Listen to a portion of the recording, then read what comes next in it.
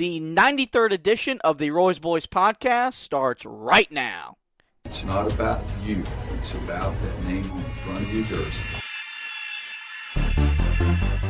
And ready on his second attempt. That one is no good. They battle for it. Loose ball. Recovered Marvin. He scores. Pushes into Hubert Davis. 8 seconds. Davis trying to get free. Over to Fox. Fox, baseline. Up for the shot. Good. Off the glass. Oklahoma calls timeout. But the game is over. The game is over. Carolina has upset number 1 Oklahoma. With 20 seconds left to play. Goes back to Michael Jordan. Jumper from out on the left. Good. 63-62, 13, 12, 11. Georgetown with one timeout. Fred Brown looking. Oh, way to Worthy. Worthy 5. The Tar Heels are going to win the national championship. Rebounded by Weber. Michigan out of timeout. Weber front court. Carolina with foul. He takes the timeout. They're out of timeout. Technical foul. Technical foul. Brown gets it into Williams. Here comes Williams front court. Williams on the drive. Gets it back out the head. Long outside shot. Short rebounded. No! It's over. Carolina has won the national championship. How about them Tar Heels? They are the national champions.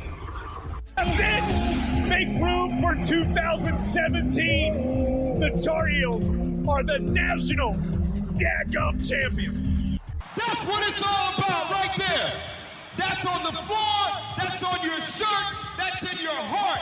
That's why we're all here. This is the Roy's Boys podcast with your host, Joshua Marlowe.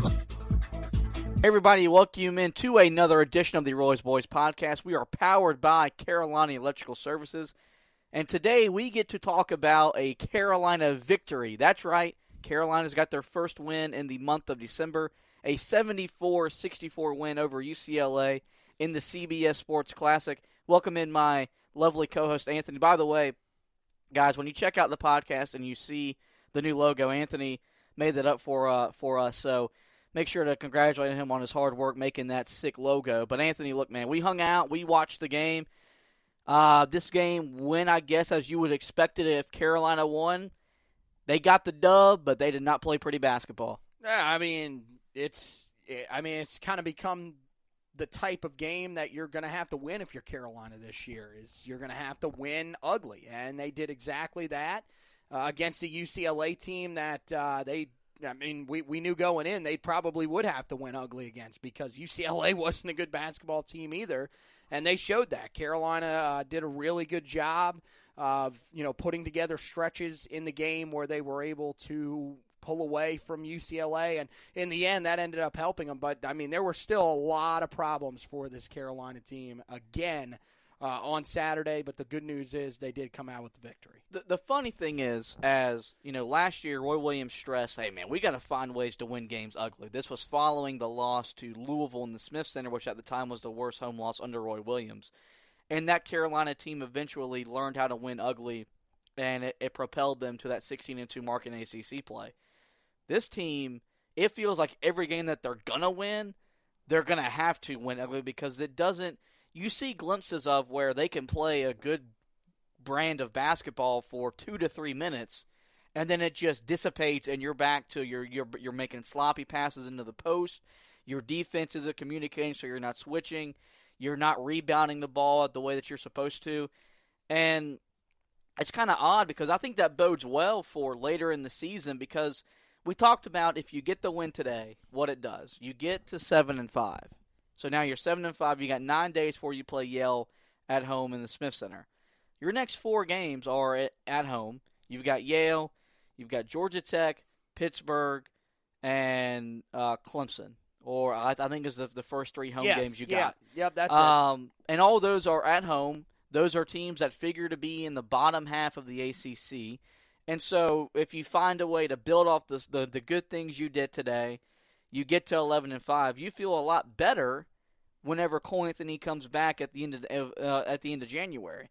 And so that's why I think the winning ugly aspect right now, while it's frustrating to watch, it bodes well later in the season because even though this team isn't what we thought it was going to be, we still think they're going to turn into a team that come March even though their seeding is probably going to be in the 6 to 8 range, they're going to fit the mold of, well, you don't want to play Carolina, and they'll have the ability and the confidence to, well, man, if we got to win a game in the 60s, we can, because we did that the first 3 months of the games that we won. And I think that's something that I've kind of opened my mind to was, man, it's, we grew up getting accustomed watching this team win because they just outscored everybody. But today, now look, a lot of it, UCLA's got a lot of the same problems Carolina has. They don't have the ability to make shots. They don't put the ball inside at a consistent rate. They turn it over way too much.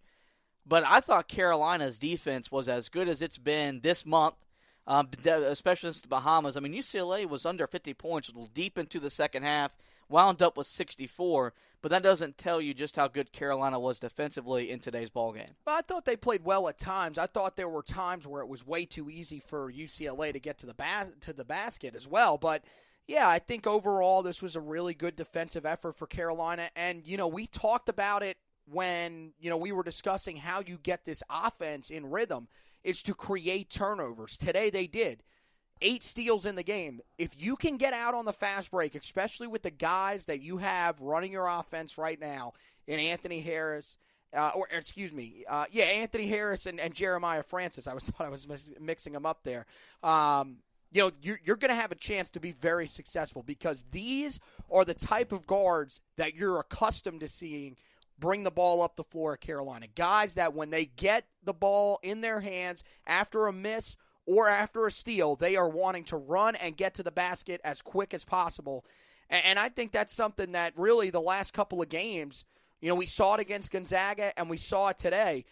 It's really sort of boosted this offense, and it's resulted in 2 of the best scoring games that we've seen from Carolina so far this season against 2 legitimate opponents. I know that you might say, oh, well, UCLA is a team that struggled against Cal Poly early in the year, lost to Hofstra. But look, UCLA is still a major conference team. So to be able to do this in back-to-back games, I think is a big step for Carolina, especially on the offensive side where they have just really struggled so far this year. I was watching earlier today, Kansas and Villanova squared off in the Wells Fargo Center. That was ugly. And one of the good things I love about Kansas's guard Dotson is the pressure he puts on the defense at no matter the situation. That's something that at Carolina we've grown accustomed to. Doesn't really fit the mold of Cole Anthony's game. Jeremiah Francis has no problem on a make or a miss pushing that ball up the court and attacking a defense. And what it's done is it's opened up Carolina's offense because you're not playing in the half court for 40 minutes. Carolina can be a very good half-court team. They've got sets they've been running since Dean Smith was there in the 60s that are hard to stop. But when is Carolina great under Roy Williams? When they're running and you're getting those easy baskets in transition. Today they got 16 fast break points. That does wonders for a team that can't shoot because right. you're getting easy buckets. And a lot of it's because, like you said, Jeremiah Francis, and we really saw Anthony Harris. We really saw what he can do when he has the ball. He hit a shot to beat the buzzer after he broke his man off a dribble. He showed the ability to knock down threes. He hit 2 of them. But he's like Francis, has no problem being aggressive and attacking the rim. And everything breaks down. I saw a guy, it flattens out the defense because the defense is, whether they're collapsing or this or that, you get what's happened to us where we're always scrambling. Well, now you've got the other guys scrambling, and B-Rob has a good look to hit a 3. Harris can hit a 3. Maybe they lose sight of Baycott or Brooks, and Francis's passing ability is impeccable. Well, that was the biggest thing for me was the fact that they were losing sight of the big men. And every time they would lose sight, I mean, you talk about just the ability to somehow find these guys. Francis is just amazing with that. Look, there are some really poor passers on this team, just terrible passers on this team so far this year. But I'm telling you, it's not Jeremiah Francis. With how creative he is with the ball is amazing because, I mean, there were a couple of times where he got himself into trouble by going up against the baseline when he probably shouldn't have, and still found ways to get it out and get an open look, So, I mean, it's great to have a guy like that. I mean, you talked about the comparison to Joel Berry.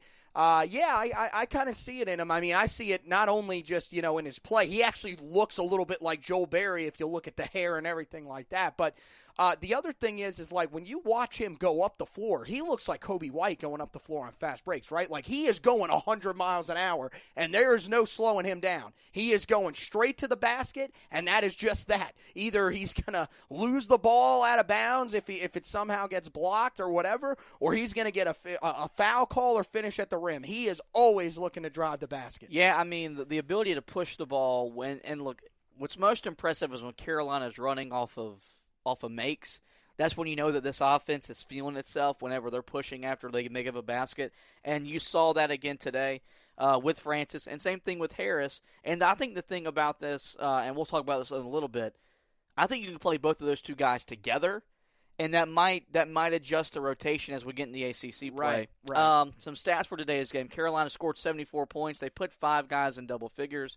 You got Robinson with 12, Baycott with 15, Brooks had 12. Then off the bench, Harris had 14, 5 of 7 shooting. Jeremiah Francis got 12 points, was only 1 of 8 from the field, 9 of 10 from the foul line, so his shot wasn't there. And look, he had 4 shots that were literally 95% down in the cylinder. Yeah. And it caromed out. So really took some smart shots. Look, the offense, 42% from the field, not great. They were 33% from three-point land, not great. 63% from the foul line, again, not great. The stat that I saw post-game that really shocked me, Carolina got out-rebounded and still won. And most years when Carolina gets out-rebounded, they lose. But mainly this year, you saw them get bullied against both Ohio State and Virginia, and those were both games that you failed to get to 50, and you didn't really feel competitive late into the second half. But today it was a different story. Don't know why that was. Got to give a lot of credit to UCLA. Those guys were fighting on both ends of the floor, rebounding the basketball.